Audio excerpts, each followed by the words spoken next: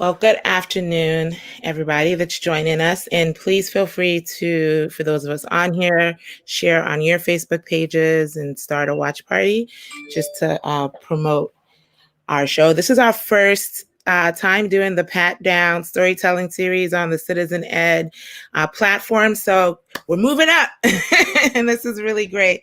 So very excited to have two very dynamic education leaders in DC join us. The Pat Down, it stands for PAT, which is the Parent Advocacy Action Team. Pat Down 202 as in just our hashtag. You can follow a lot of the activities that we do, and we'll get into that later, towards the end as to our next action.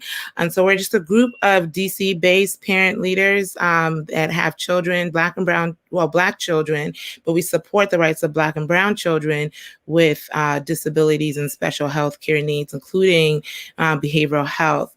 So we organize, we're in community with each other, and we hope to engage and grow our community with people who join us in the Pat Down 202 storytelling.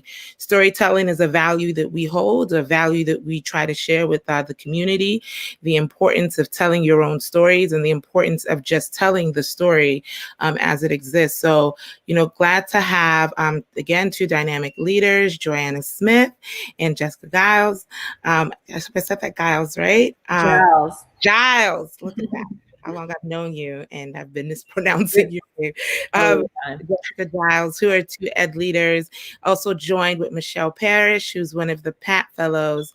So, Michelle, I'm going to actually let you kick off with the intros. I'm Chioma. Again, I'm a parent, two kids with autism spectrum. On the autism spectrum here in DC schools, my kids go to non-public schools right now, but DCPS is our local education agency. We are all alumni of Tacoma Education Campus, where I went and my kids first went. So kick it to you, Michelle. Thank you so much, Chioma, and good afternoon. I am, as Chioma said, Michelle Parrish, and I'm a Pat Fellow. I'm also a mother of two students with various medical needs. My son has ADHD and autism, and my daughter has asthma and severe allergies. So we're battling what they call in the 4A in here. I am a parent ambassador with Advocates for Justice and Education. I am also a parent member representing Ward 5 on Thrive by 5 DC. And I'm also 1/4, and I founder of the group We the Motherhood here in DC, supporting families of students with disabilities and disability advocate on the rise here, thanks to Dr. Oru here. Thank you so much for being here. Great, thanks so much. And so, Joyanna, do you want to go first? Sure. Joyanna Smith. I work as the DC Regional Director with Rocketship Public Schools. I've been there for 2 years. But before that, I worked as the Education Ombudsman for the city and focused on a lot of different areas, including special education and school discipline. But my most important job is, of course, that of being a mother. I'm a mother of two sons. My eldest, he is 5, Malachi, and my second child his name is Matthias, and he is 9 months. So happy to be here. Thank you so much for inviting me. Thank you. And Jessica? Yes. Name is Jessica Giles. Call me Jess. Pronouns she, her, hers. I'm from South Carolina, but I've lived in DC for the past 8 years. I live in Southeast, Ward 7. I am the Deputy Director of Education Reform Now DC, also known as EARN DC. We are a nonprofit organization that works to ensure that our public education system in DC justly and equitably serves all students.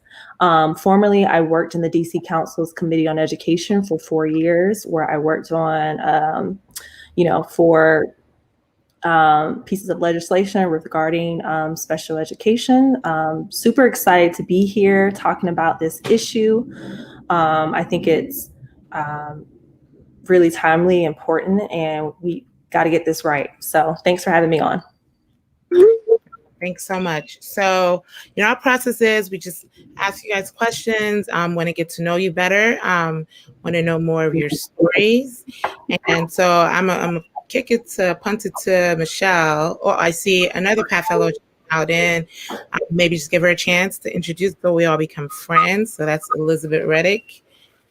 Sorry, Elizabeth. I do this often, right? Like if you could just introduce yourself as you kind of get settled in. Yeah, sure. I'm having internet connection issues, so please forgive me. So I'm Elizabeth Reddick. I'm of course also a. Am I breaking up? Yeah, the sound's a little muffled, but go ahead. We know that internet issues are part of what is happening on the landscape. So I think this is also a great learning. So just do the best you can, and we'll just kind of get into it. Okay. So yes, I'm Elizabeth Reddick. I'm also a Pat Fellow. I'm the mother of 5. I have 2 that are in the DC school system. One, DC public charter school, and the other goes to Bard Early College High School, and we live in Ward 7. Basically, I am, a parent advocate. I advocate for the youth as well. Specifically, right now, I'm doing a lot of advocacy work with youth that are part of the LGBT community. And yeah, I'm just happy to be here and to listen to everyone's story. Great, thank you. So Michelle, you get to ask the first question. Oh, did she disappear? I think Mercury's in retrograde. So I'm going to kick it off. Sure she'll be back. So both for Joyanna and Jess, can you please first help us learn more about your earliest memories in first becoming an advocate, and whoever wants to take it first.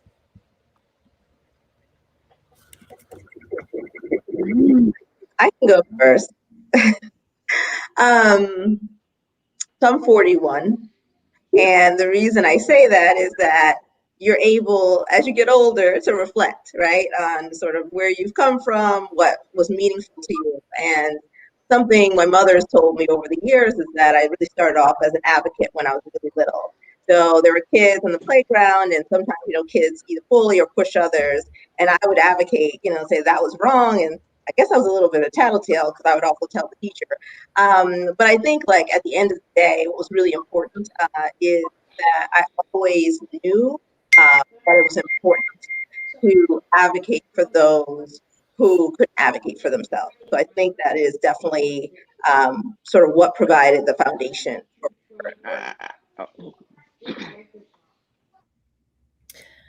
Yeah. I, growing up, I was always, running my big mouth and getting into trouble. A couple of ways that I can, earliest memories of me advocating specifically was on campus of Furman University. I was definitely pretty involved. I think one way that I was involved is I was one of the charter members of the NAACP that was founded on the campus. So we definitely advocated for, Furman University to be a more welcoming space for Black students on campus. And so that's an experience that I definitely remember while in school. And although I worked in the community education for 4 years, which gave me a lot of experience learning more about the public education in DC. I am now an advocate at Education Reform Now DC, and I can talk, more about that, in a little bit. But advocacy is really near and dear to my heart, and there's just so much that we can be doing to make sure that our communities get what they need. Great, thank you for that. Michelle, Panitzi, what's your question?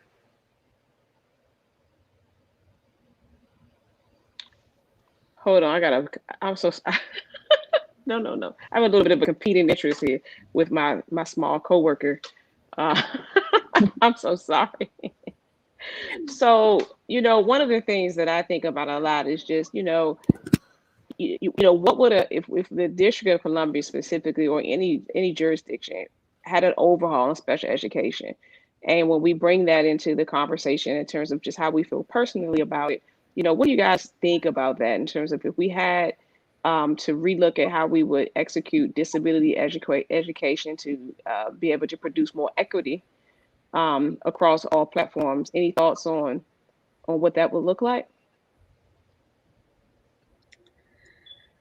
I mean, I go first. I mean, I think the thing is, and this is not always a satisfactory answer, to be honest, but I think like you put your finger on it when you talked about equity. I think at the end of the day, and the work that I've done in education for 11 plus years has just really been that we were fairly comfortable with the number of kids qualified.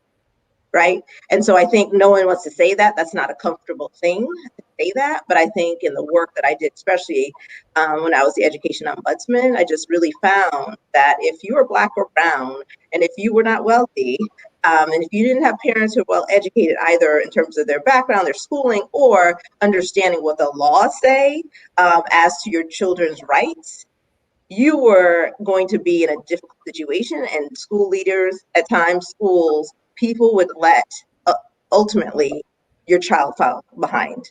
And that is something that we need to change our mindset about all children, right? And say, if any child falls behind, we're all responsible. And it's not just incumbent upon the parents, even though obviously they're natural advocates for your own children, but it's incumbent upon the city better. Great. Yeah, I totally agree with what Joyanna shared. I think there's lots of different areas that we need to improve on. I think we've made a lot of progress, but I think we need, strong but just accountability in our system to make sure that our students with special needs are getting the services and education that they deserve and that they're owed. I talk about it as far as like rights, like these are the rights that our children have, and we got to make sure that we're sticking up for their rights. And so when we see opportunity gaps, then that, raises important questions about, are our children being identified? Our children are overrepresented in the juvenile justice system. How did that become the case? Our students with special needs aren't, going to college, at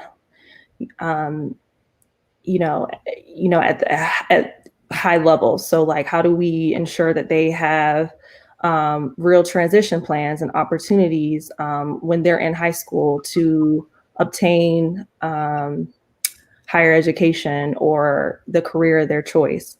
And so those are just, a couple of issues that I could think of off the top of my head that we really struggle with in DC. Great. Yeah, thank you. Yeah, those hit all on so many levels. What we are, both of you, that's the span of our work. We look at the opportunity gap that's facing particularly Black and brown kids with disabilities, and hope to kind of go a little down the rabbit hole in just a bit. But I want to punt it to Elizabeth if you got a question.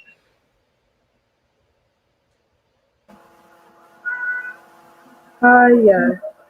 So I think for people that don't either have experience or are not involved in our sort of work, they hear the words equality and equity being thrown around almost interchangeably, which they're not the same.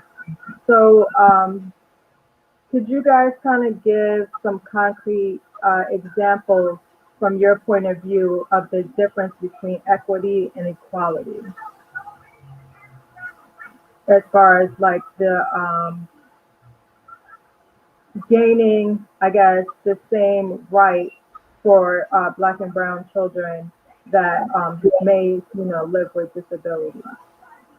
So what would that look like as far as equality versus equity? Yeah.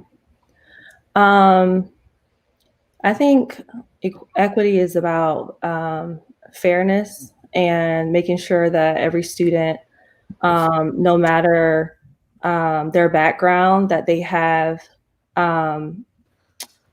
the opportunities to succeed. And so equity is about not giving every student the same thing, but giving that student what they need. And so when we talk about equity in education, we're talking about disaggregating data and making sure that students in different populations have the opportunity to have high academic achievement. It means ensuring that there's access and inclusion for all students, no matter their background, and that they're fully participating in school and programs and activities. That means like equity of treatment, that every student feels valued, respected, and supported and safe. And that also means like students who need more get more. And so making sure that there's equitable resources for students, regarding, more money, more time, qualified staff that meet, their students' needs, and facilities that really address all kids' needs. So that's how I think about equity. Right.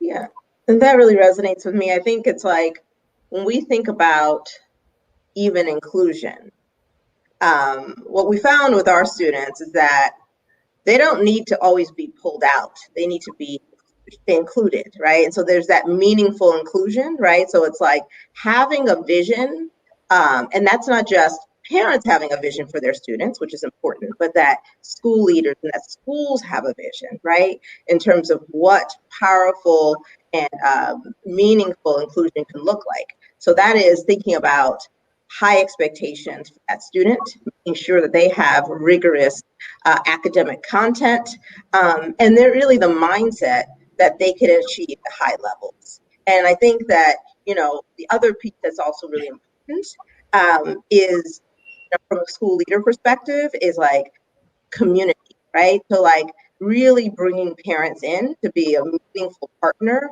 in the work. We know the people on this call are mostly mothers.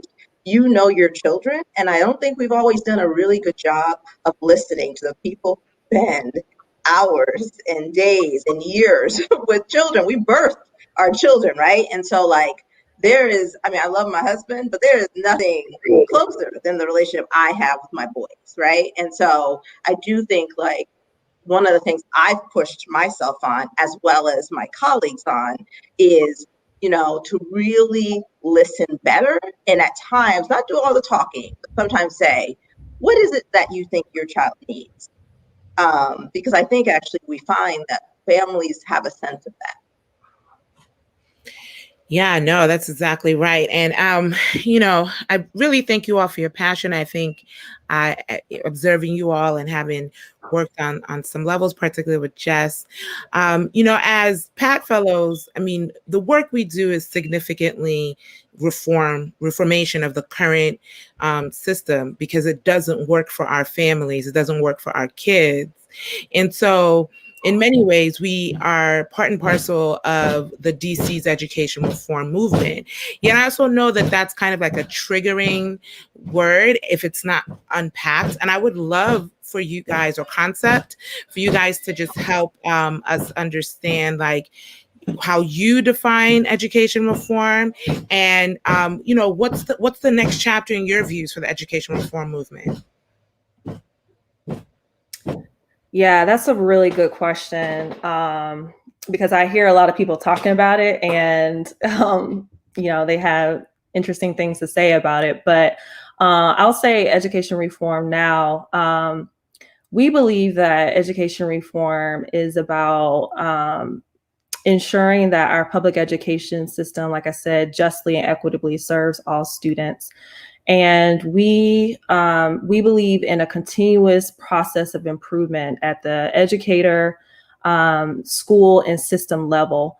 And we prioritize resource equity, strong but just accountability, equitable choice and opportunity, teacher supports, quality and affordable higher education opportunities, and school choice. And, what we mean when we say school choice is believing in a family's right to choose where they want to send their child to public school, whether that's in boundary DCPS, out of boundary DCPS schools, or public charter schools. And so with that, we're committed to regularly evaluating the education reforms that have happened in DC to see if they're working as intended.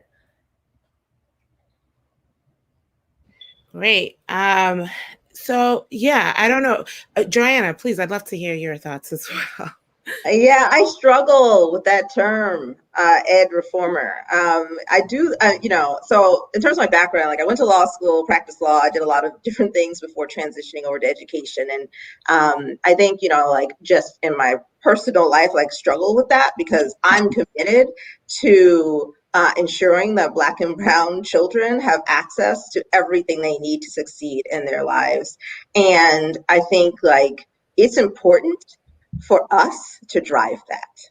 Mm-hmm. We know what our communities need. We know what our community and our children need. And so I do think like sometimes, we've allowed others to develop that narrative for us. And I think what's really important is for us to decide that narrative for our children.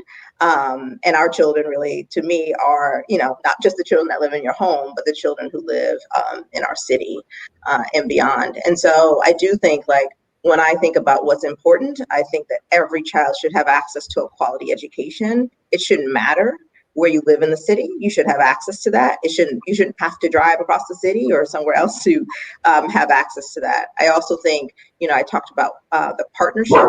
That's actually one of the reasons I was drawn to Rocketship was that the real focus on the partnership with families. I know we don't always get it right, but we are committed to having those regular discussions with families. And, one of the ways I think, and we'll probably talk about this later, but like distance learning has been particularly complicated for many reasons.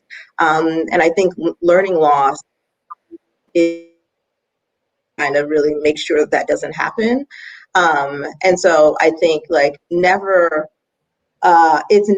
always been the case that partnership has been important, but it is even more so important now where, children are largely at home, right? And so we have to have those regular conversations with our families about what's working with distance learning and what's not, and where we can do better to support their needs and the needs of their children. Great. Yeah, so I'm going to push it back. Hey, Michelle and Elizabeth, you guys got any other questions? Yeah, Chioma, actually, I think this is a great, what you were just saying, Joyanna, segues into something that is constantly on my mind and many parents in the district is reopening. The reopening plans, we are very much of the belief that there has not been enough parent engagement, not enough specific and pointed and meaningful parent engagement in addition to just limited at all. And then, so we do believe that, more parents should be invited to the table. And so when we talk about bringing parents into the conversation about reopening or even the basic execution of distance learning, because that reopening plan continues to oscillate, right? In some places you have charters are taking it upon themselves to have to execute different plans. The public is doing one plan. And the reality is that by the time we get to November 6th, we could be doing something completely different. That Friday before the 9th, we could be doing something completely different. And we won't know until we know, which has placed a lot of strain on families. But we really don't think that in the making of these decisions, there's been enough parent engagement, enough parent voice. And we definitely do not believe that any the families of students with disabilities, special education families, have really been invited to converse about what they think they need We do think that someone else thinks that they can speak for us.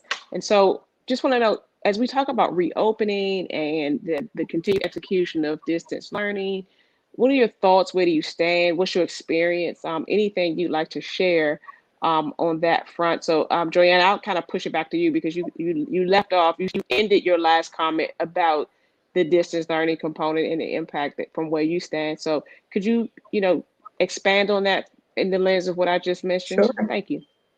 Of course. Thank you for the question. So, I have a couple different ways of looking at it, and part of it is because I'm living it, right? So like I had my baby in January, turned back to work in March, and came in to help close our schools down on that day. So, and we have 3 schools in DC. And so, one of the things I think has really been important in this conversation with my colleagues, right, as we think about reopening, is like looking at it from the parent's perspective, of course, from the student's perspective as well, but like parents are involved in a different way than they have been in the past, right? So like if I channel my own son's experience, who was 5 in kindergarten, right, like he had to figure out how to use the computer, even though he had done some of that before, but not in the same way. They're moving across different platforms. So like I pushed on my colleagues, like we gotta like figure out these platforms really, and we did that like in our transition from spring 2020 to this school year to say like, let's reduce the amount of platforms. Let's figure out a couple platforms that are more intuitive and user friendly, so that the idea is, to the extent possible, we can encourage as a situation where students over time can access the platforms on their own and not need the constant support of your parents, right? Or your parents. Because I think what happens, and we've all probably lived this, is I'm in the middle of a conference call. And right now, currently, I'm hiding from my children. Like I'm in the middle of a conference call and like, it's like, mommy, I need you to do this. I need you to do that. And so all of that is just too much. Let's be honest. Like this year has been a lot for all of us. And so I do think like we thought about a few different things like in spring 2020 and then thinking about, how we do school this year in 2021. So in 2020, right, none of us were prepared. We were not expecting this. I think Rocket Ship was better suited than some schools just because we had really focused on personalized learning and blended learning anyway. So our children were already on computers regularly. But at the end of the day, this has been really hard. And so one of the things that we really focused on last year was engagement, making sure that we had gave children different opportunities to engage.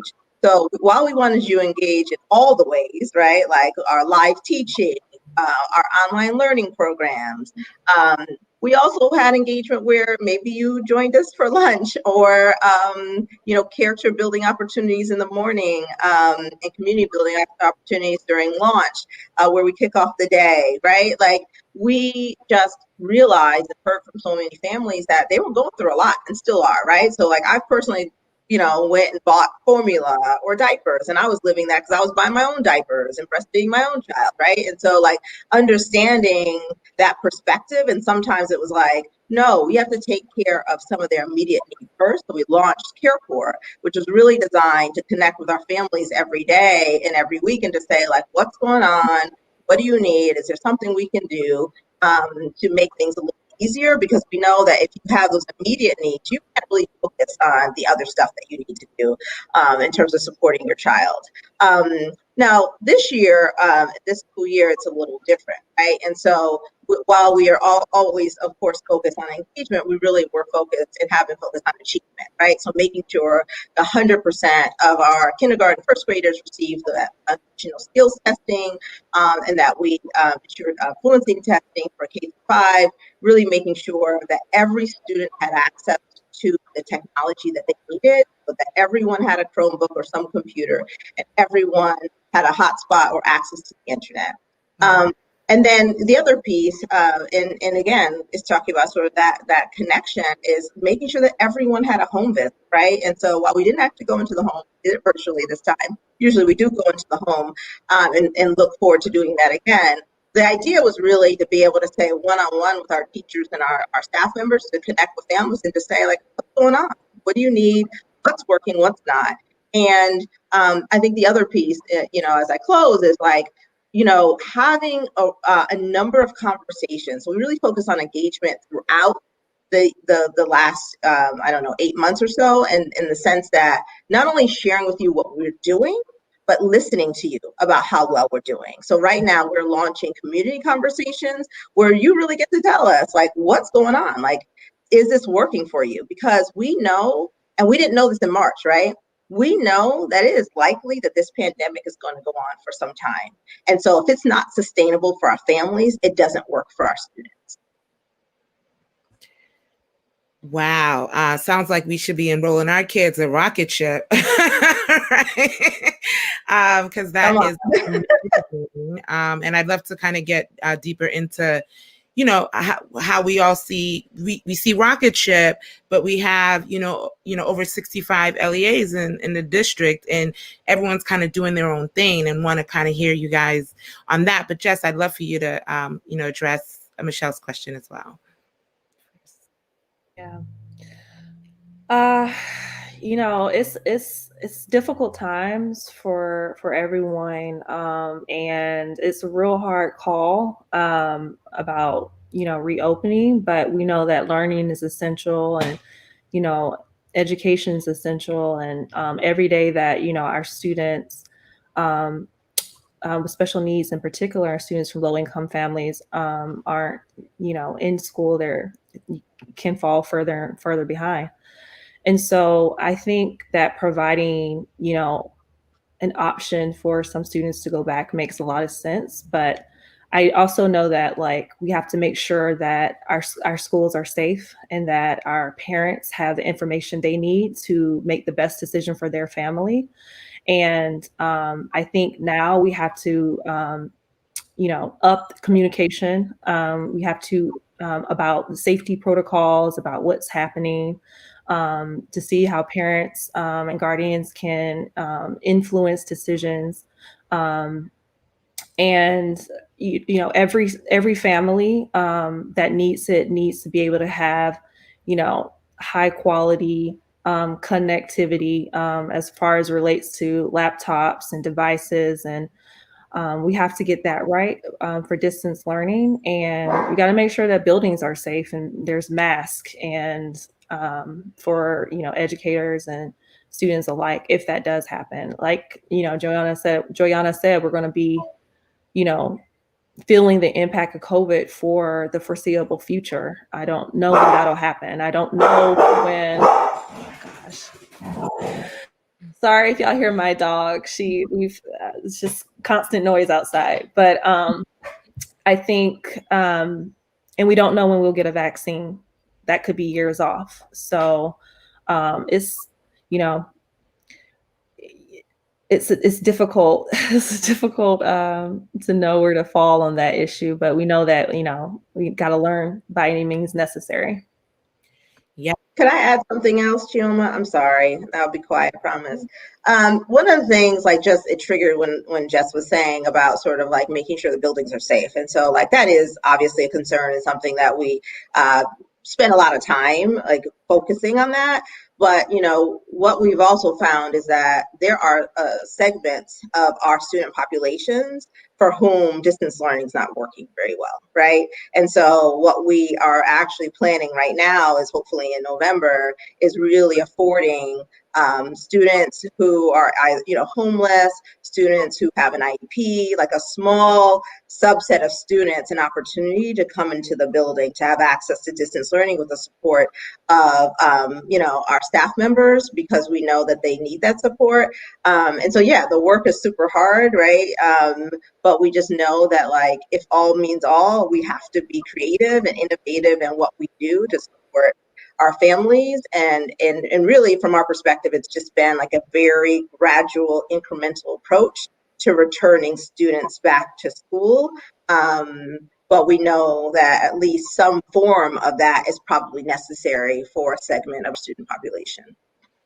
Yeah, absolutely. And we, please don't apologize for interjecting. We want to hear from you. So any moment, I just want to affirm the by any means necessary. I mean, that's my personal approach to the education system, and why I am so committed to reforming what we currently have, because it is not working. And I just want to say something that Chris Stewart, will say, and I've seen him post it, I've seen him talk about it, about how they've within the education reform movement, there has been a promotion of, having access to schooling online.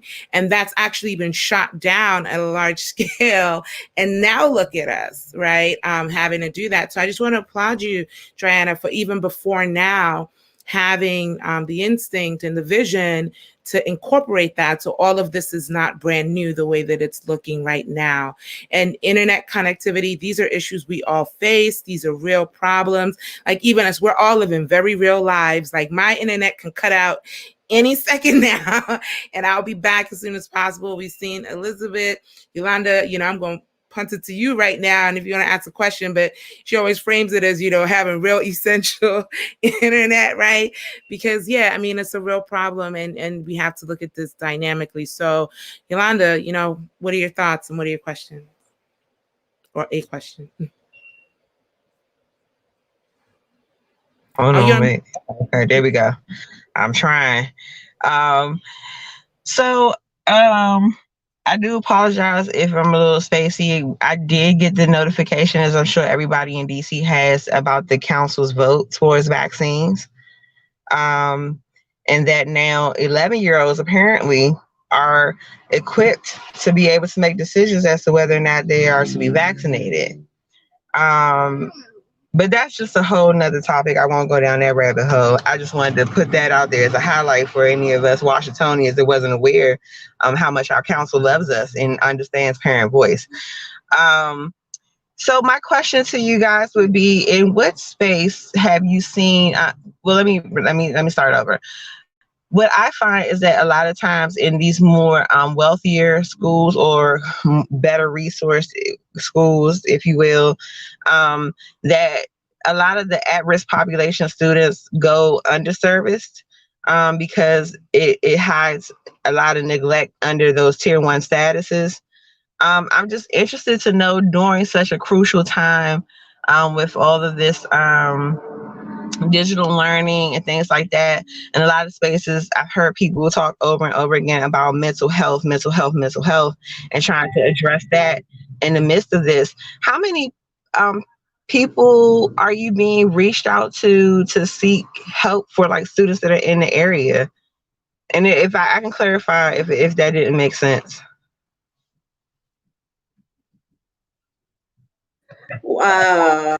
Mind clarifying? Yeah, please. So I think a lot of times we in certain areas, and justice might not be something that you can speak to, but if you can, please do. But normally in our areas of Ward 7 and 8, the culture that we're embedding in, you have to have a certain addition to your curriculum. It's not just always about achievement. You have to take into consideration mental health supports and trauma supports and things like that. So one thing that I found myself challenging my son's school, that is in Ward 5, that doesn't have a large at-risk population, they struggle severely on how to assist families with these barriers that we're advocating for daily in our own neighborhoods. So I'm just interested to know, has there been like any kind of sidebar conversations, like colleague to colleague, like, hey, how can I help these families better? Or is it just like a free for all? I guess my hope is searching for a gem of like unity as we're dealing with these issues. So I guess that's really what my question is. Is there any unified conversations that's happening outside of just Ward 7 and 8?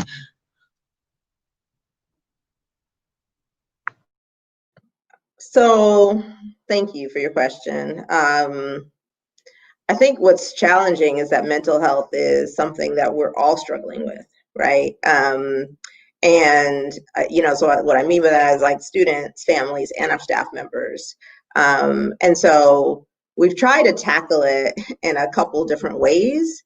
Whether it's creating like social skills groups and kind of like wellness check-ins, individual check-ins with each student that we've had staff members kind of push in differently. So in the past, you might say, well, I'm a teacher, so I'll check in. No, but we've actually started training people across the board, right, to check in so that we could connect with the 1,500 students that we have across 3 campuses.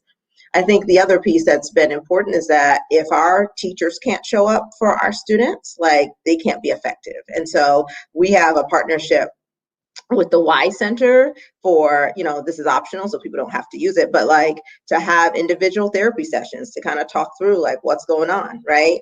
And it's like we really had to push wellness at the forefront of some of the work that we're doing.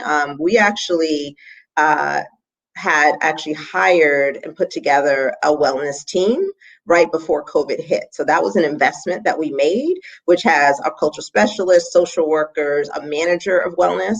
And so she's managing wellness from the perspective of students, families, and staff members so that we're all whole, right? That's the idea, is that we all need to be whole or focus on being whole, right? And like we need those additional supports. And so we really tried our best to listen better to what those needs are. And so some of it is even taking moments for, I think we were talking about this when we were kicking off this conversation around mindfulness, like in every call now, we're having these moments where we're like letting people have, like facilitating that because it is so important. And I can't tell you that that's something that we did, before COVID. We probably should have, but we weren't focused on it in the same way. And so, and then also thinking about like the day, right? So like incorporating those breaks, both for students and for our teachers, to take a moment and really focus on self-care.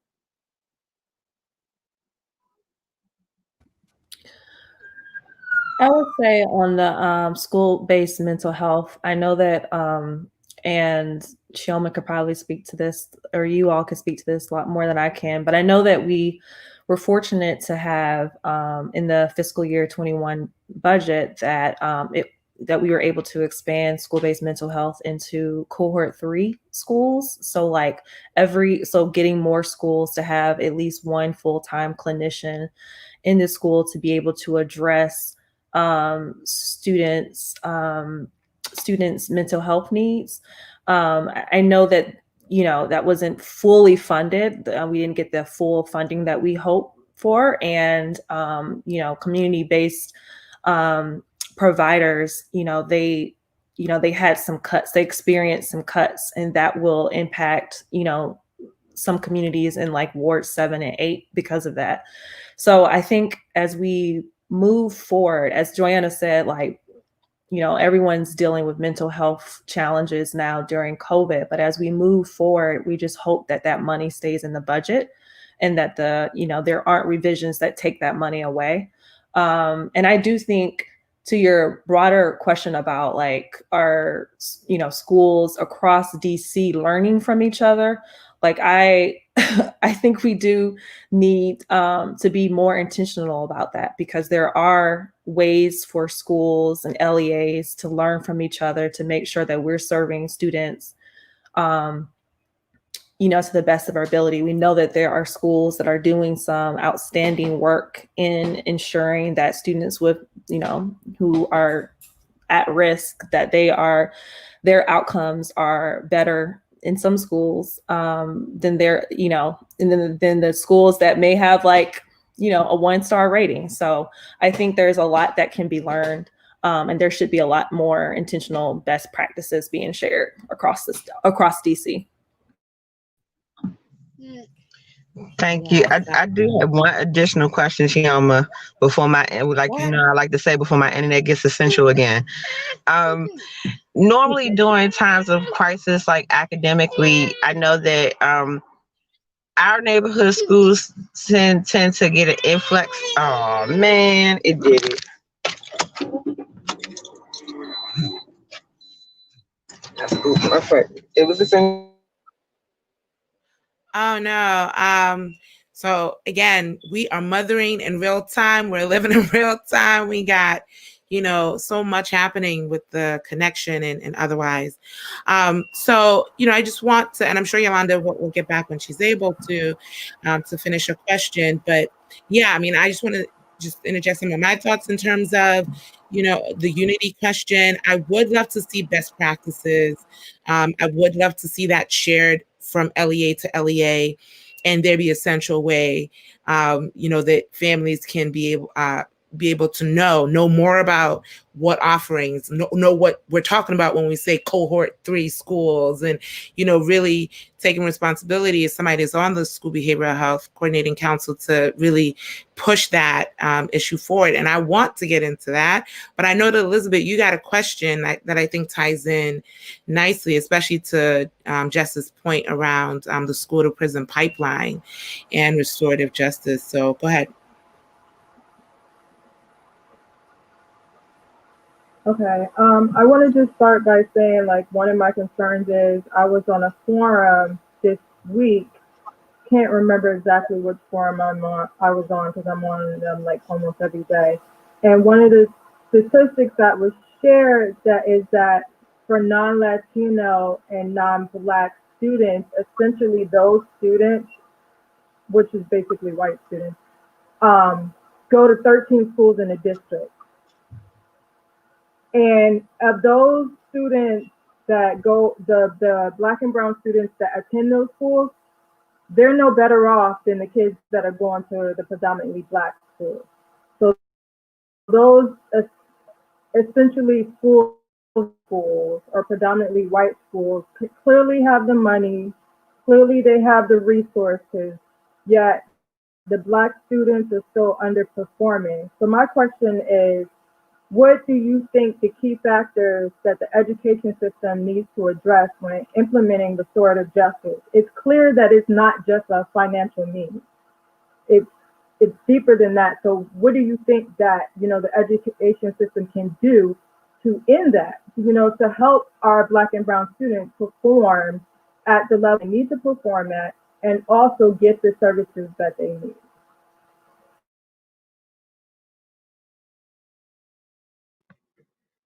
Such a hard question. A good one, a hard one. I mean, I think like I reflect on my experience as the ombudsman and just seeing how many Black kids, especially boys, were pushed out of school through just usually really disciplinary measures, right? And if they're not in class and they're not in school, that they're not going to learn. And so I think like what you said is really true, which is it's not always a resource question.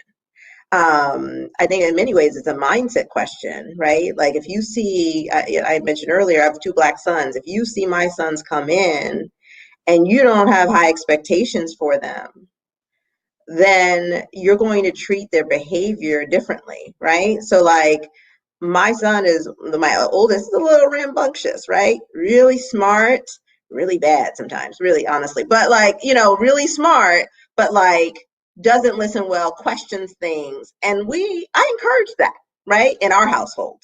But it depends where he is, where people not actually in the school setting encourage that. And so he, to me as a mom, like I worry about him, right? Because I worry that people are going to treat his inquisitive mind and natural curiosity in a way where they see that he is not obeying the rules and are going to look for ways to push him out. And that's been happening across the city, right?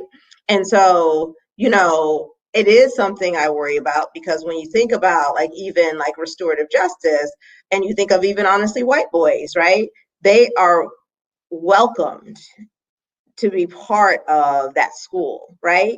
And so rather than disciplining, you could have a conversation. You could create a space where they could speak to the person that maybe, they've said something to or done harm to, and facilitate that conversation so that we can work through it. But that actually takes time. That actually takes a desire to do that. And I think it's easier to suspend, right? It's easier to say, I won't see you tomorrow. But we don't always think about what the implications or the consequences are of doing that, right? Because then you've also signaled to that child or those children that they're not welcome here, that school is not for them, that it is not a safe space for them. And so I do think like, the work, and I'll pivot over to turn this to Jess around, David Grosso and the work that he did around school discipline has been really important to really create sort of like a minimum threshold or floor for like, you can't do this as a city to students.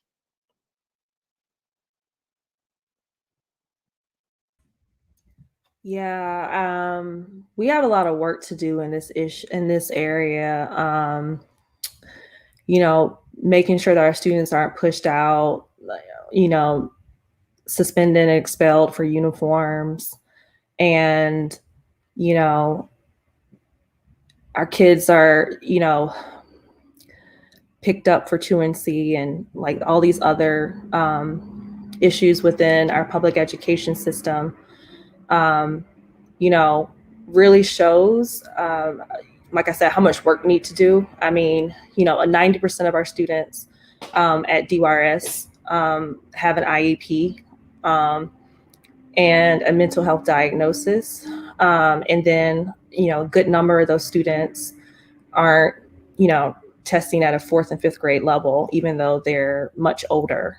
And so, not to mention like the ability to attain a GED and a high school diploma. So I think meeting students where they are, suspension and expulsion, has really no place in DC unless for egregious acts. I do think that restorative justice and trauma-informed training, we need more resources there, social-emotional learning, school-based mental health. We need to invest in all of these different programming to make sure that our Black and Brown kids feel the love that I know many of us have for them. I think the other thing is that, there's a power differential, right? It's like, I think we think, and I say we being schools, not like the people on this call, think that it's okay to just remove kids from the classroom, especially Black boys, right? And so I think that's the other piece, like the mindset to say like, this is actually not acceptable. And when you talk about white parents who are affluent and well-educated, it's actually not acceptable. Like if your child gets a detention for an hour, like they don't consider that to be acceptable, right? So I do think like at the end of the day, it's also about incumbent upon school leaders and schools to say like, fundamentally, like we are not going to suspend except in the most narrow circumstances, because we need to actually make sure we have an obligation to our students to make sure that they're in the classroom and that they're learning. Mm-hmm.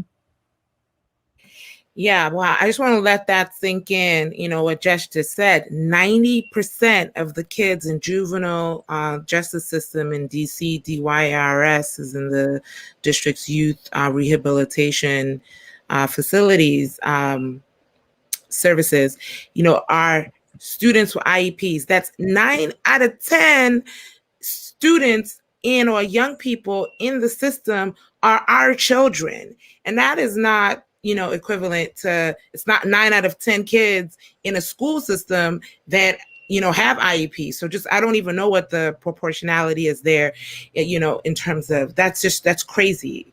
And I, and I just want to maybe dig a little deeper before I pass the question over. Again, being very passionate about this question of school behavioral health pre-COVID, I'm very, very concerned, and I know that the Pat Fellows share this concern as well, as to what does this then mean in the COVID era? What does it mean for reopening? We know that even during distance learning, that families, students have been, kind of not been met with the most emotional, intelligent services and have received failing grades and, have really, and there are different ways to punish a kid, right? Like you can suspend and put them in a school to prison. I mean, what we think should be restored in the justice, I think is an open-ended question. If you needed extra support to be able to get through, like where is the love, right? And I just want you guys to maybe help us see your vision. And I know, Joyanna, you're in a precarious situation because you're a school leader, but what is the broader vision in terms of not just the rocket ship, but all the schools that, Rocket Ship is connected to directly and indirectly, because we are all part of the district system. What does this mean? What do you see behavioral health response to behavior, kids not wearing their masks, or, not following whatever rules they may not know about, because they're kids coming in with a lot of trauma, and also not being able to process it because they're children, and youth, and they're just emoting. How do you all see this being impacted during this time? And I'd love to hear specifically from you, Joyanna, like, what steps do you think that you can take in the community of leadership that can maybe, help us understand better ways to move forward? Yeah, it's a good question. I think a couple things. One, that when you said where's the love, that does resonate with me, actually, because I think that is that the sense of humanity, right? That we're all in this together. There haven't been many things that we can think about probably in our recent past where all of us are across the globe, across the country, across the city experiencing, right? And it's different depending on your home life, right? But I think just respecting people's humanity, respecting or creating the space for them to talk about what they need, and really, we talked earlier about best practices. I have seen a level, and it's not perfect, but a level of collaboration among schools that I've never seen before, because we have to, especially high at-risk populations, which 2 of our schools are. We have to collaborate to make sure that our students don't fall behind during this time, right? And so I think we have to be better listeners. I think we have to provide those supports, and sometimes say, this is the schedule we had for today. This is what we were hoping for, right, to achieve today. And maybe sometimes we need to take a step back and just talk to kids, right? Just listen, right? And I think that's you can't take the classroom and just plop it on to this virtual space and expect everything to go well. There are times where you actually have to pay attention to what's going on. We've had families where it's domestic violence has really become more pronounced, right? Because now everyone's home and the stressors, right? Many of us are stressed being home, or people are losing their jobs, which is an additional stressor, or people are getting sick or actually dying, which is a stressor, right? So all of these things are happening in the background. And I think when we talked about ed reform many years ago, when I first got involved in education, it was this idea that no excuses. Well, that's not going to work right now, right? We have to have high expectations for our students, but that's not a no excuses piece, because they need to bring their fullest selves to their space, to their classroom, to their teacher.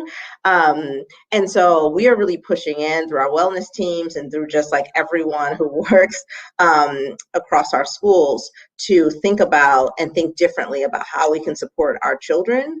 And they have to be at the forefront of the work that we're doing. And so, we've even had conversations about deploying different people, and I think GCPS has also had this conversation in a different way, secretaries or other people are coming to support, I guess, soon in November, students. And I'm not here to say whether that's right or wrong, but I do think having, as a school leader, having to be innovative about am I knocking on doors to check, to do a wellness check, to just connect, to give you a learning packet, or just to give you some encouragement.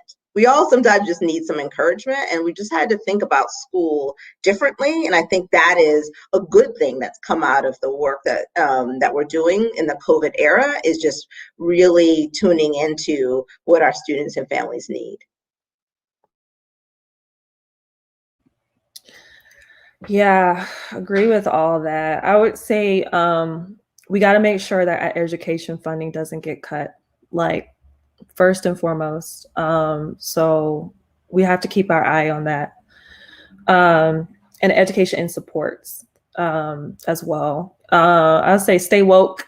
We got to ask more questions than we ever asked before. It's going to be harder for us to really understand what's happening across the board because everyone's pulled in so many different directions. So right now, we need enhanced oversight, not just from, the advocacy organizations, parents, making sure that we are really all committed to ensuring that we do the best we can during this time. I'd say don't let up. I know that there's like no excuses, but high expectations, like Joyanna said, making sure that it's not just no excuses, but that we maintain high expectations. I think assessing our students to see where they are and to see like what gaps we need to make up. You know, at EARN, we've talked a lot about high dosage tutoring and how could we stand up something like that in DC to make sure that students who are really falling behind gets the additional support they need. And then one thing I think about that COVID-19, a very unfortunate, but a small silver lining is I think for the first time, we had to really assess families' situation to see like, do they even have what they need at home to make sure that students can learn? And so I hope that that doesn't go away. Like, I hope that we don't really approach education with the blinders on and we just kind of like look forward and seeing like what the child in front of us in classroom and trying to address just that child at during the 6 or 7 hours of the day learning, but we're also keeping up high communication with parents and guardians to make sure that to the extent that we can address their needs, that we at least try, because at the end of the day, like it's going to take all of us. Yes, absolutely. It does take a village. And, that's to popular knowledge that Hillary Clinton did not come up with that statement. That is an African-centered thought. And I think we need a lot more of that. So Michelle, I'd love to know what you're thinking right now and if you have any questions. It's funny how one small thing can make you think about a whole nother topic, right? But the last thing you were saying just about, do students have what they need at their home to learn? And, I got to be honest, my students don't have what they need at their home to learn because they're at home. And my home has never been designed to be a school learning environment, although there are many opportunities to learn in general in terms of my ability to reinforce education, academics as a parent. But it's concerned me quite a bit whenever I hear any kind of comment about modifying my home to mimic. Yes, you can look behind me. I actually put stuff on my wall, right, to try to create a little bit of an environment. But I don't have that kind of space, right? I don't have that kind of space. We do have places to sit and ground ourselves, but we don't have that kind of space to create what oftentimes is suggested. But what most concerns me is what I'm hearing about new disciplinary action being taken against students based on what the teachers can see in their home, and not necessarily anything that they would ever be concerned about any other time, because it is still none of their business. And one of my daughter's teachers today said to a student who asked to use the restroom or get some water or something, he said, it's your house. You can get some water and you can go to the bathroom. It's your house. And I thought that was profound that he made a statement to remind the students that they are at home and they do have, rights and flexibilities of their home available to them, even during the distance learning. And so I'm curious, what are you guys thinking about all of the various media about students, receiving gun charges because there was a toy gun that's readily available to be purchased at the Dollar Tree, no doubt. In the background, there was a toy gun, or someone was making, I don't even know what else is going on, but various things, comments about, can you sit in a different place? Comments about, can you not use a sofa? Just various things. What are your thoughts about how this environment has basically invited strangers that we otherwise would never have over into our homes, and that many of these teachers are taking it upon themselves to analyze the environment, comment upon it, and potentially take action if they don't like what they're seeing? Jess, you want? Joy, I see Joyanna. Okay, yeah. Okay, thank you. Yeah, that's real. I mean, I think of it from a couple different perspectives, which is like, I felt stressed, right? Thinking like, what's my son's background, right? Like, I didn't worry about that before. And like, if you look on social media, your parents were posting like, look at my child's learning space, and it's so perfect. And my son's learning space, it's okay, it's clean, but it's not beautiful because I work all the time and I try to support them with whatever time I have remaining. And so like, but I think your point is real, which is like thinking about what you said resonated with me, which is like, you're in our space, and yet, in some ways creating rules for our space, right? For like our private sphere. And so like, I do think like we have to get better at that. I think it's like, kind of what I was thinking or sharing earlier, which is like the same rules don't apply.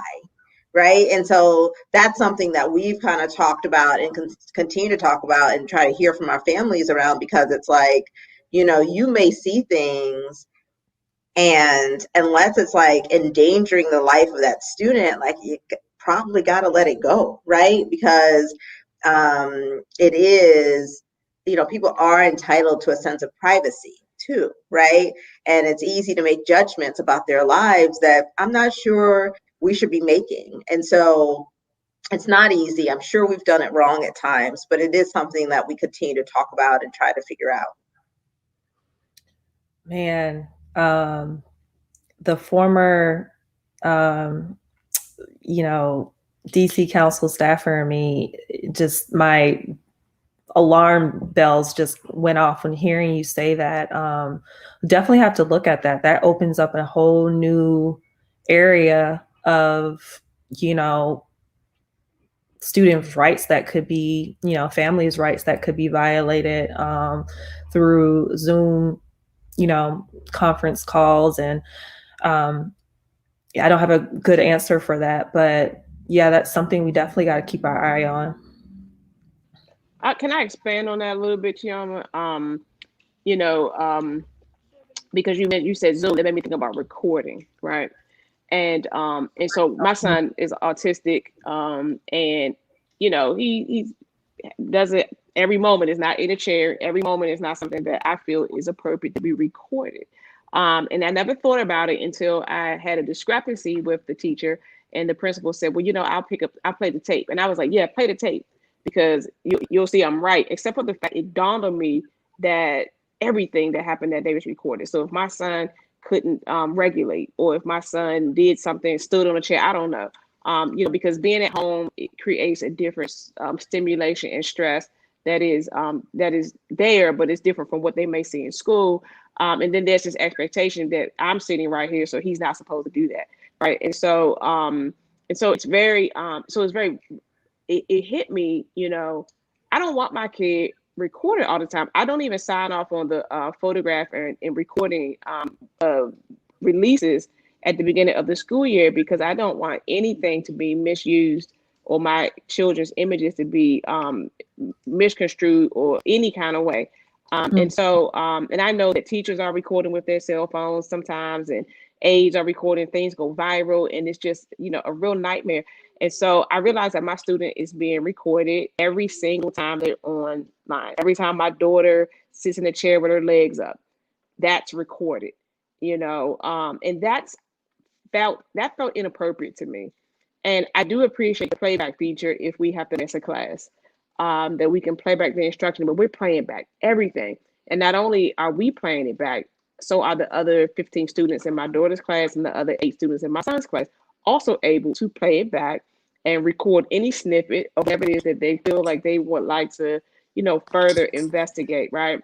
Or report, for that matter. And so I started taking my son off the camera if I felt that it was too much to be recorded. What are your thoughts on that? As Jess, you mentioned about how you thought we could be on the verge of some serious privacy violations if enough parents start to, let's say, make some noise about the recordings and the comments about the home and things like that. And so what are your thoughts about how this could play out? Is there a risk of damage to a student as a result of everything being recorded for the record at this point? I'll just start by saying I'm not an attorney, and I don't know what the policies are regarding that. But it definitely raises some good questions. and something I have to continue to think about. Yeah, I mean, I think like what I think about is that is an area that we haven't all figured out yet. And then the reason I say that is because like intuitively people are just like, well, of course we'll record so that if other kids need to see it later because you're absent, we'll just give it to you. But you're right. Like I've looked at recordings and seen things, if you're looking across the panes, that you probably don't want recorded, right? And so those are the pieces where you're like trying to do this cost benefit analysis of making that class available to kids who couldn't make it, right? Because we have families who have expressed like, even though we do offer live teaching, they've said like, I just have a job where I can't support my child during the day. And so I need to be able to support them, you know, later on when I get home.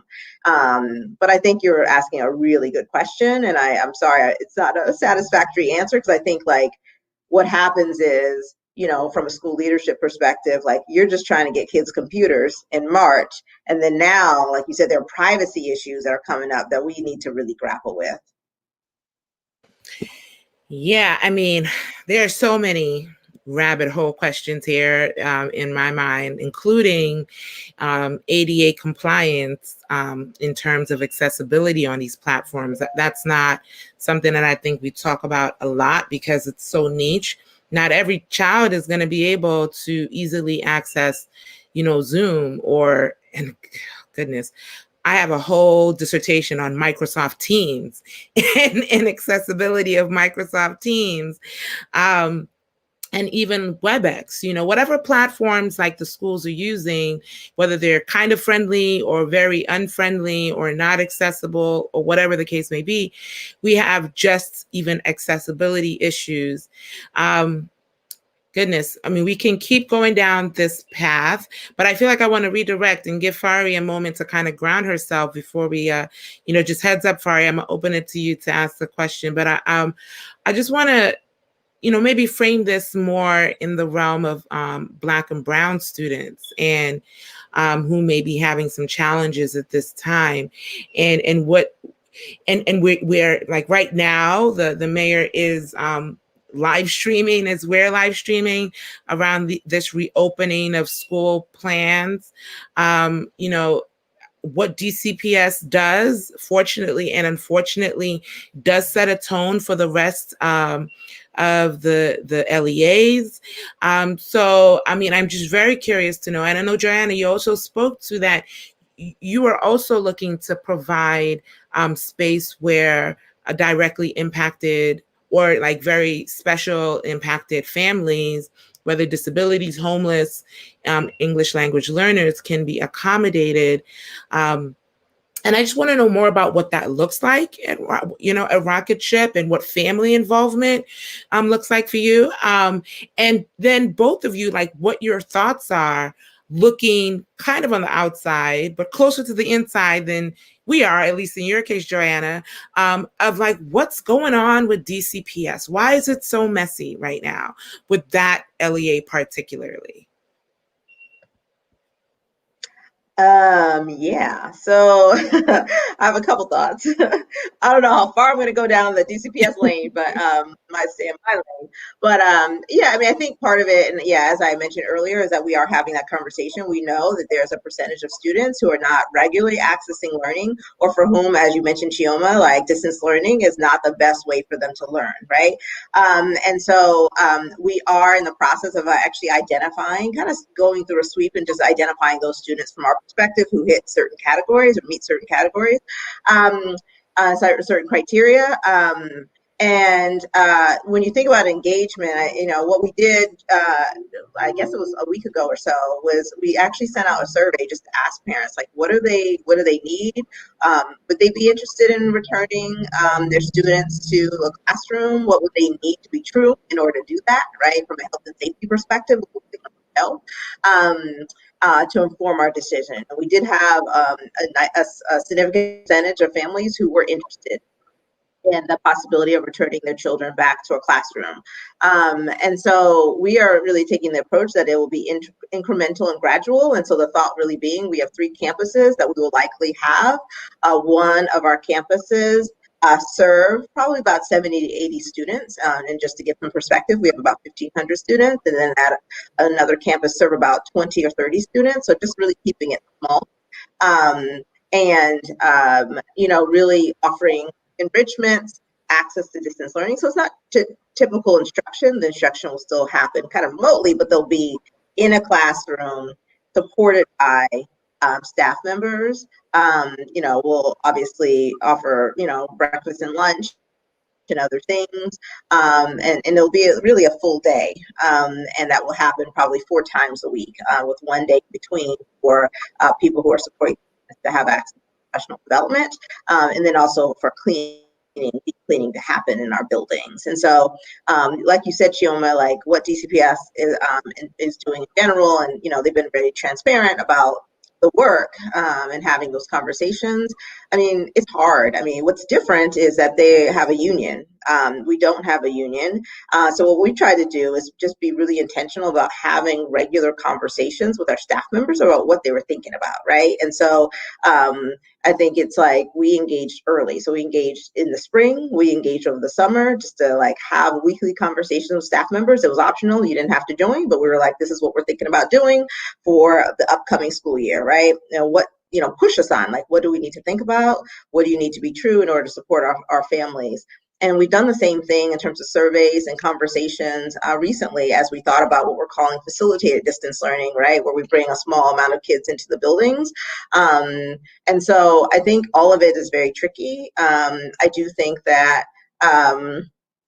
that it is necessary to have these conversations, because we do know that there is, for some kids, a low level of engagement. And, even just thinking about some of our students who are accessing, who have an IEP and accessing special education services, what we've seen, the highlight here is that many of them have not regressed. But that is very different than progression and achieving and attaining more.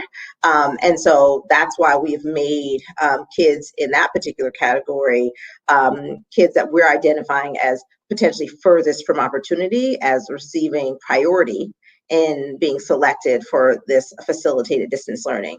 I think another point which makes it really tricky is that, as you may understand, like a lot of families at least want to entertain their children coming in back to a classroom. So you start, when you put something out there, right? Like, this is what we're thinking about.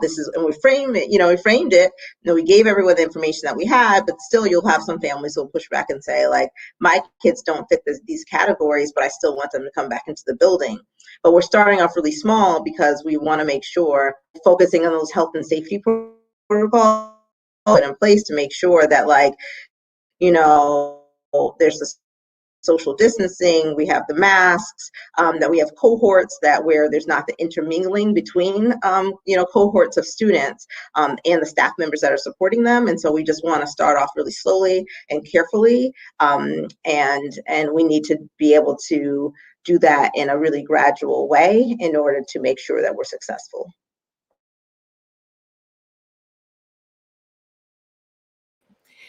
Jess, do you have any thoughts? What are your thoughts on the reopening question, how it impacts, these special communities? And I don't really like the word special, but I don't know how else to put it in this moment. But, what are your thoughts, and specifically around DCPS? Yeah, DCPS is one LEA, the largest LEA, 55, maybe not quite 55, but over 50,000 students that they have to think about. They have the teachers union who has a list of demands that they are asking to be met. And I think, the way the chancellor and the mayor has gone about it is with having just a small percentage of those students coming back, elementary school students who fit into certain categories within the elementary school age. I think it's 7,000 students. That I think that creates, having smaller class sizes. I think they said 1 class per grade level. I think that creates, which is, this for certain safety precautions, which make, a ton of sense.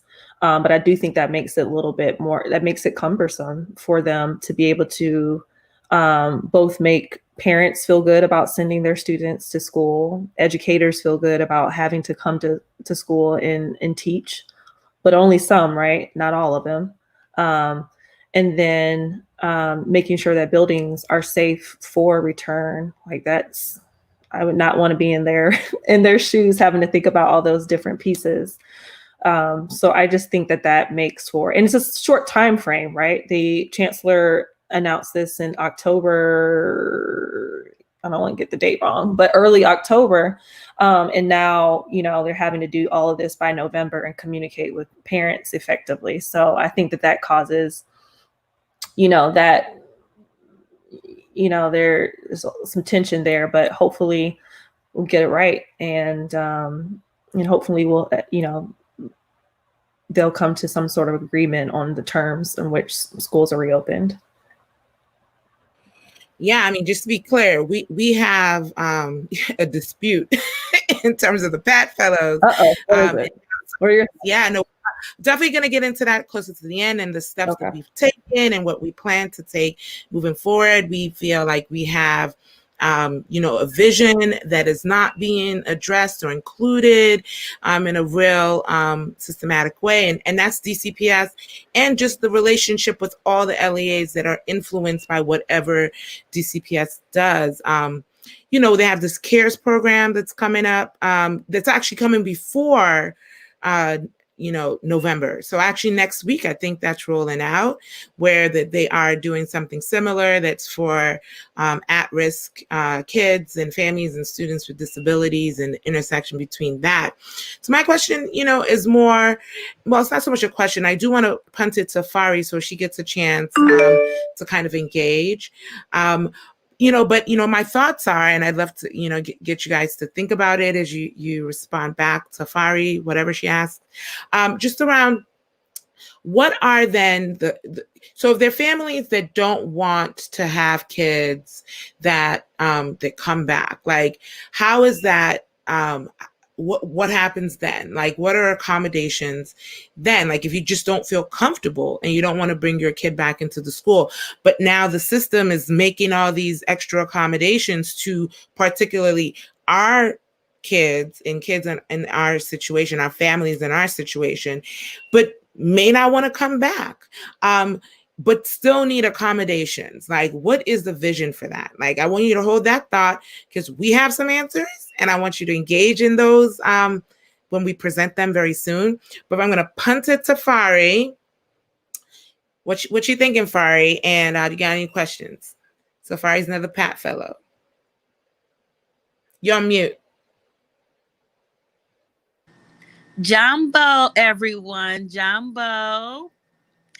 I want to apologize, first of all, for being late. I've been rallying from the Department of Health and Human Services all the way to the African American Museum for Free the Vaccine, a vaccine for all people and for medicines for all today. And it was extremely powerful. We did it with TOB Go-Go Band. There's no movement without art and culture.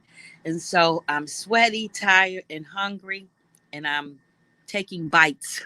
So I apologize for being rude eating on camera, but I had my grandchildren with me rallying, and I was able to share our very profound experience with COVID-19 in our family. So that was impactful and powerful. And I just want to thank Joanna and Jess for all the what I've heard so far. It's been very enlightening for me. I just was informed about a story where an aide took a picture of a little boy with a very runny nose, posted it on Instagram, and said, "This is how not to have your child on distance learning." Within the hour, a gang of people were at this woman's house, ready to fight, mob. The police had to be called. There has to be some kind of safeguards for our children as it relates to the privacy and the exploitation of our children. Also, Joanna, I had the very, very distinct pleasure of meeting Khadija Williams, your senior outreach coordinator at our candidates forum. And so I am very excited about learning more about what you guys are doing at Rocket Ship and forming collaborations with Khadija so that we can understand um, how to incorporate some of the successes that you guys are having within our families. Um, and so just being able to hear a lot of the perspectives that you all have on reopening, returning, and um, very anxious to know what kind of movement and action are we going to take to protect our children from being exploited.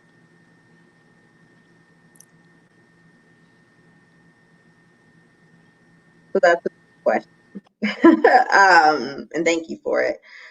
So I think I have a couple thoughts about it, and I mentioned this a little earlier, and it does reflect my thinking, which is, when we transitioned to distance learning, it was like I heard about it. I was called by the deputy mayor's office the night before by the chief of staff, and we were making a decision that day, right? And so to be honest, you don't spend a lot of time talking about privacy and other things, but I think we're in a place, I think as a city too, right, in schools, to really say, like, well, okay, now we know how to do distance learning. And of course, we're always measuring and assessing and evaluating the quality, but there are privacy questions that I do think we need to grapple with. I mean, I in terms of background, I'm an attorney, but I'm not a privacy attorney, but I do think it's a fair push, which is now that we are comfortable, now that hopefully everyone has access to a computer and they have access to the internet, like, and we kind of know how we do school that way, we do need to look at those privacy concerns and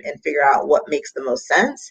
And I think part of it is, creating that space. And I appreciate you mentioning Khadija. So Khadija is our senior education organizer, but she worked with me at the Education Ombudsman's office before that. So I've worked with her for about 5+6, maybe 6 years. And so she's really been focused on really listening to families and pushing us to do so, to do better, right? So we've had conversations where she sat down at night in the last couple of weeks and called me, three-wayed me. I didn't even know what I was getting into. She's like, hey, I have some families on the phone. And so, they were giving me their perspective on distance learning. And they said, overall, like, we feel like the quality is good. We've talked to our friends and family members at other schools, and we feel good about what we're getting. But we do need to know that this is really challenging. And we do worry about the sustainability of this. As COVID, when we all went home, we thought it might be a few weeks. It is now turning into all of 2020 and potentially going into 2021, right? And so we do need to look at the sustainability of how to serve families better and how to make sure we all get to the finish line with respect to, over time, returning everyone to a building. And that's not going to happen tomorrow. And so I do think, like, we have to become better listeners, and that's what we've tried to do. And then we've also tried to engage, and which is why Jess, right, who has really, through her work and then working for organization and others, like, really afforded opportunities for charter leaders and others to really engage, candidates around, like, this is what we need. So you talked about funding earlier, Jess, but there are other things that we need our politicians to do things differently, because we are all in different circumstances than we were before. And so I do think, like, that ability to set the narrative and set the agenda is going to be particularly important. I think it has to be organic, right? So it has to come from our students and families and from our communities to really say, this is what we want for our children, and this is what we want for our communities going forward. And I'll just say about the movement, I think the movement, okay, my dog wants to play right now. I think, there's opportunities to weigh in with, to ask questions of the DC Council and OSSI. This might be something that OSSI is, as a state education agency, is uniquely suited to be able to think about these questions and maybe provide some guidance. But I think these are really important questions. I think the questions around, like, I know a parent that, got a laptop that allowed their students to, scroll on any type of inappropriate website they wanted to. There wasn't any, protections on there. So they had to like think really quickly about how to make sure that, there were I can't think of the name, but like child protection device on there for adult websites. And so I think these are all really great questions that, I hope, there's policymakers that's on thinking about these, and I'm happy to definitely raise them in my capacity to make sure that our policymakers are thinking about them as well, and we'll do so. Yeah, I mean, I think that's education and healthcare, because this was an aid, right? Probably Medicaid waiver. Oh, I don't like that at all. Restore it. That really upsets me that student was treated like that. Yeah, that's awful. So I just want to, really kind of switch paces a little bit, let you guys know a little bit about what we have cooking. And, we've asked you all these questions. We'd love to hear your thoughts. If you got any questions for us, when we just talk about the steps we're taking. But we've been we're parents, right? And we're advocates. And I just want to say, shout out to Khadijah, who did show up at our town hall meeting as part of the steps that we have taken. And it does, from everything that we know about Rocket Ship and, our good friend LaJoy, who's got a kid actually in there. So we know that from families that there really are an exceptional difference. And I just want to plug that there is a huge difference when you see an advocate running a school, right? Somebody who's been in the trenches, who kind of knows like the community side of things and how they move. So for all those who are looking to beef up, their hiring criteria, you should probably be looking in the direction of those who've like been in the trenches and understand how to lead in a just way, the way that, Joanna and Khadijah, are doing over there at Rocket Ship, which sounds really exceptional. And I want to just say what we've been doing. So we've been concerned. A lot of these questions that we're asking you guys are things that we have contemplated a lot internally. We have kids that are directly impacted and influenced. We are living the lives that are talked about in, these kind of objectified ways. We have, as part of our PAT fellows, we have our fellows that are experiencing homelessness, that all of us have kids with disabilities and special health care needs. Some of us know what it's like, to have language and cultural barriers due to being first generation or immigrant families. Like, we do have such a wide, vast understanding, and we're in constant communication with other families in our network and try to branch out from even our network to kind of gauge what's happening.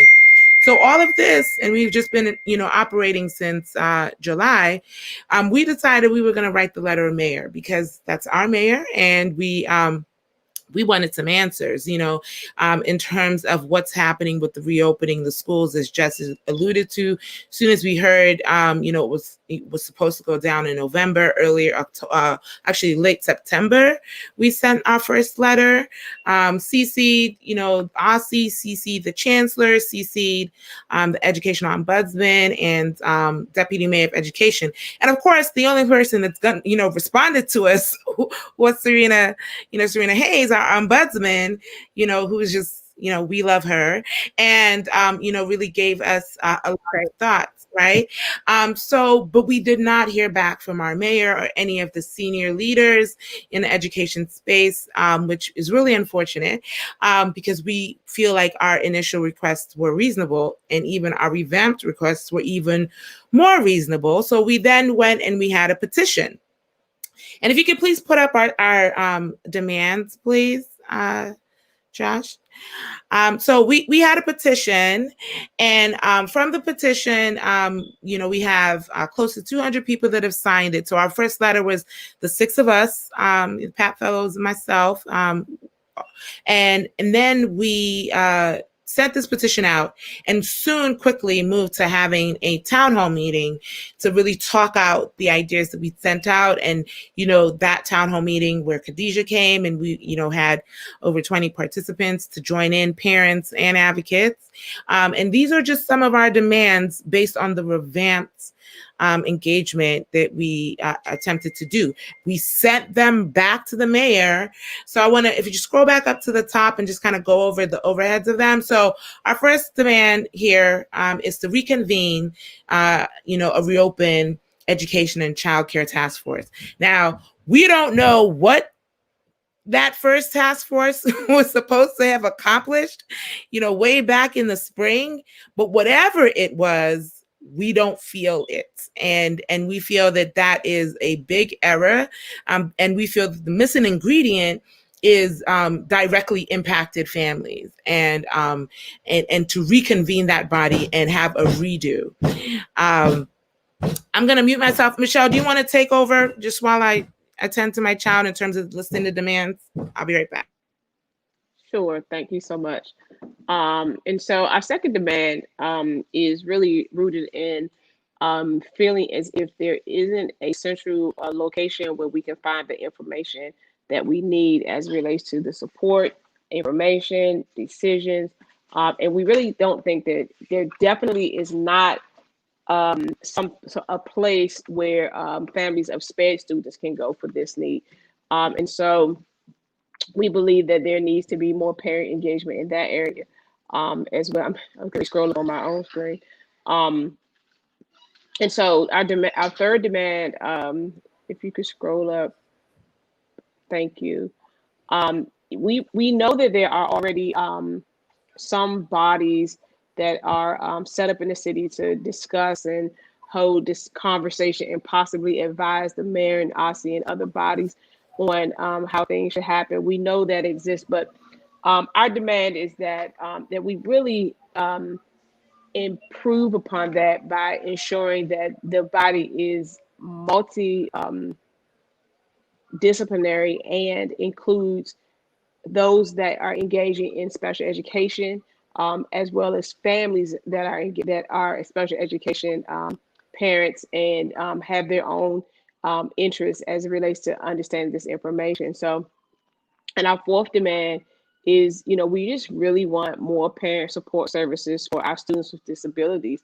And it really isn't enough for us to hear that our students have been prioritized in any plan, that we're the first to go back. That doesn't give us any sense of pride or it doesn't say to us directly, we understand your students' needs. It just, it says to us more that maybe someone just wants to avoid the real wrath of what will happen if they really keep these students away from their services and the disadvantage that some of the limited access cause. So we really want to see more support, and that those services are not going to be based on reopening school plans. We need those services regardless of whether or not a student is in the building or at home. And so those are demands. Chioma, did you want to cover any one of those demands in a different way? Yes. Thank you so much. That was great, brilliant. I just want to say that we know that we are just an extension of a historic movement, and that's the disability rights and disability justice. That we know that nothing should be happening about us without us. And so if you just the overarching theme of our demands, which we feel are very reasonable, we feel that, warranted a response back and an opportunity to directly engage with the mayor. And we're still very much open and hopeful for that opportunity, because surveys are not enough. We love them, but they're not enough. Even warm calls are not enough. We need our intelligence informing the actions moving forward, and that synergy. If we got a great LEA, like Rocket Ship doing what what you guys are doing, where is that space to share best practices? Where is that space in terms of promoting parental choice for us to know, hey, this LEA has it together, and however many seats that they need, we need to get our kids in there. Where is that space where we can really, have a voice? Where can we say, if we are in a crisis situation where we do need direct supports for technology, for our kids that may have, home interventions that are needed, who is creating that bridge? I think the conversation about reopen the schools or not reopen the schools misses a whole creative opportunity, particularly as it impacts our families. And to the question that I want you guys to also think about when you're answering this is, what happens if, just because I know that my kids have a high need and are educationally fragile and do need learning support, yet I don't want them to come back to school, or for 100 reasons. Where is the creativity, especially knowing that the thing about mayoral control is that you're in control of the whole pie, and that's not just education, that's health. For our families, lots of the families of kids with disabilities are also eligible for Medicaid waivers. Why can't we receive services in the home, in the medical home? Why can't some of these unskilled PCAs like Fari is mentioning that are, clearly no one preps that aid on rules and regulations on privacy? That's a professional development issue, right? But we know that unskilled workers come into these fields and not, out of malicious intent. I have unskilled workers supporting my families, and my kids love them, even though like they really do bare minimum and they really support me to be able to work. However, my kids being able to have that support and that not translate to education, can we get training for them? Can we get dedicated aides that have this kind of ability to be in the home and are not just, I don't know what a dedicated aide would be doing on a Zoom call. I just don't know. That person needs to be somewhere close to that child, because if you can't access it, I just don't know the functionality of that. It just doesn't make any sense. I've personally gone through that. So this is a question of, these are bigger questions, and we have big ideas because we have insight, and we're just the tip of the iceberg, right? Because here we are, 6 mamas, and as you've seen through this call, living extremely real lives, even to have a 2-hour conversation. We don't have, the privilege to have a straight shoot. But we're committed, and we're not alone. We know that every school community has a few of us in there, right? And we just want to come together. So I want your thoughts on that, but I also want to let you know before you share your thoughts what we plan to do next. So we did send these renewed demands to the mayor, and if you can please pull up the slide for our action, which is going to be tomorrow morning. So tomorrow, we are, again, taking it to the community. This was not our preferred first step, but we hope this is not our last step, because our goal is to do what we said. We need a real sit down. We need a real ability to impact whatever decisions are going to move forward. This is, the city's chance, the mayor's chance to do over a lot of, errors and faux pas around what's gone down. So we're going to have a rally and a press conference. We do stand in solidarity with the teachers that are, with their requests to not open only when it's safe, because we know that many of our kids, particularly those that are medically fragile, are compromised in that situation. And we're doing it from a very family-centered perspective. I mean, we know that when elephants fight, it's the grass that suffers. There's a whole lot of stuff there that is not about us. And we just need to recenter this conversation to include us and the teachers and even the related service people who service our kids, to really have a seat at the table to have this conversation. We know that Black disabled lives matter, and there's an ableism here. Like, we can't just be objectified around saying that you want to open CARES classrooms or you want to serve us especially, and you haven't had a comprehensive conversation with us, even when we ask. Like, it's one thing if you said you couldn't get us on the phone, right? But we were asking. So at 10 a.m. tomorrow at the Wilson Building, we plan to convene. Anybody is welcome to join us. We will issue our statement. We will offer other people the opportunity to issue their statements. We hope you guys come out. We love that our, an LEA rocket ship has been so active and interested in engaging and understanding what we're doing, because we may not have our kids in rocket ship, but trust and believe there are us in every single LEA. So, this is just our plug for tomorrow. We hope people join us. And I'd love to get you guys' thoughts on our demands and what you think of our actions, the steps we've taken. I mean, I love it.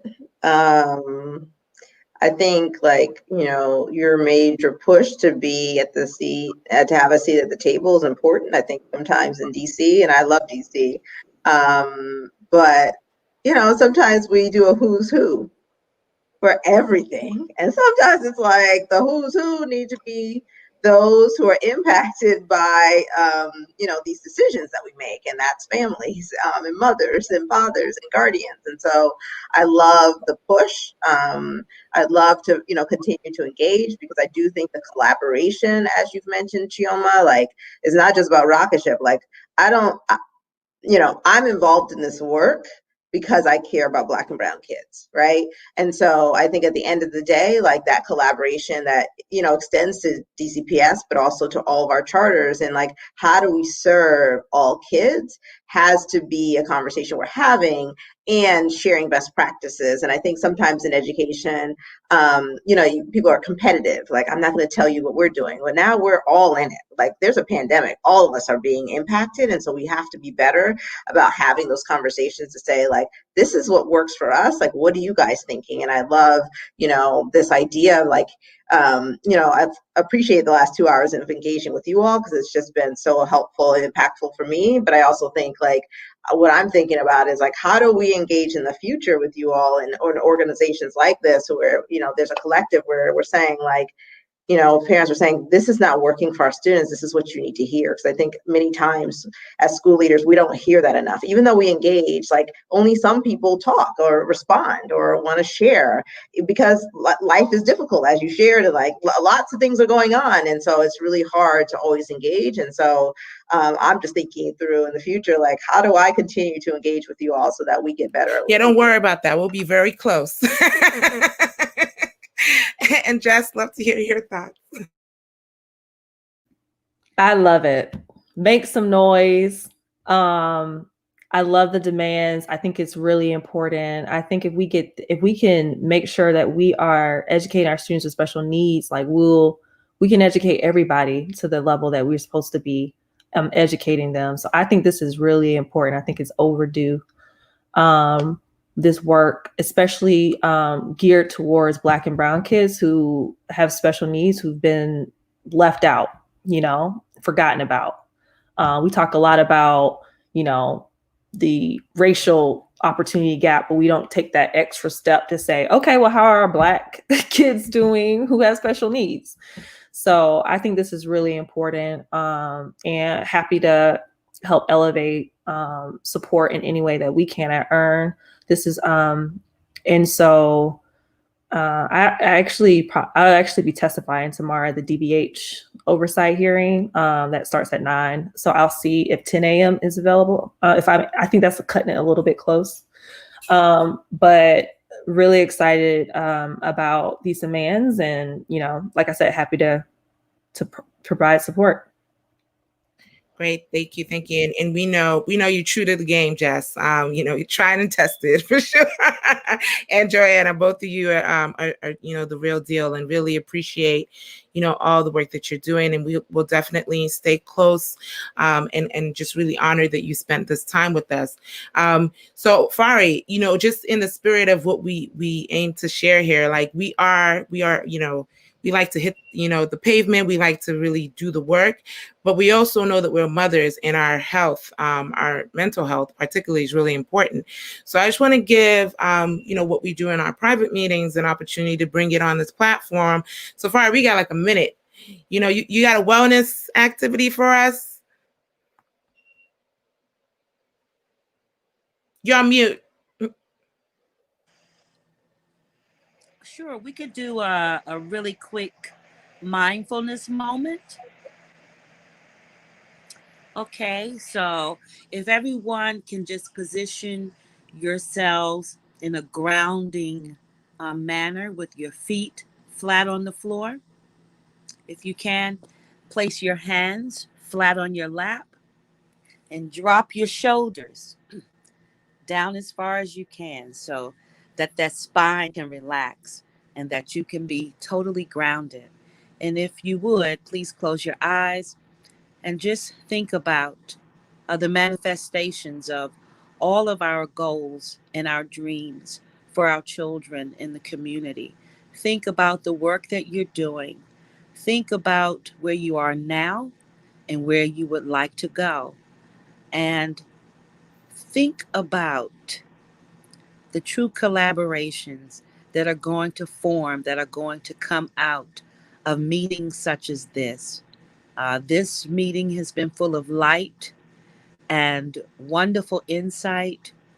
This meeting has given me, and I'm sure all of us, a hope in what is unseen today, but can definitely be a truth in our future. So we want to just take a moment to just breathe in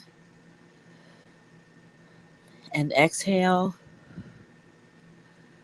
Breathe in light and exhale the anxieties of our current unprecedented times. Breathe in possibilities and exhale barriers. Breathe in light and release anything that you feel hinders the movement of appropriate education, of making sure that our children are safe and that our civil liberties are met. I want you to think about the work ahead of you. Think about your charge. Think about your goals and allow your mind to see the manifestation of the greatness that is within each of you. And when you're ready, you can open your eyes. And thank you. All right. Sorry. Thank you so much. I don't know. I think my internet is so as you know what to say. I'm gonna. I don't know if that makes any difference. But thank you all for joining. And thank you so much, Mama Fari, for that mindfulness moment. And till the next time, we'll definitely see you, Joanna and Jess, in the community, in cyberspace, working for our kids. And till our next show. So, Pat Down 202, our storytelling, we're gonna have it every third Wednesday of the month, and inviting different members of our education community here in the district and possibly other places in the country. So we look forward to engaging, and then thank you all for your time and your energy and your commitment and your love. Thanks for having us.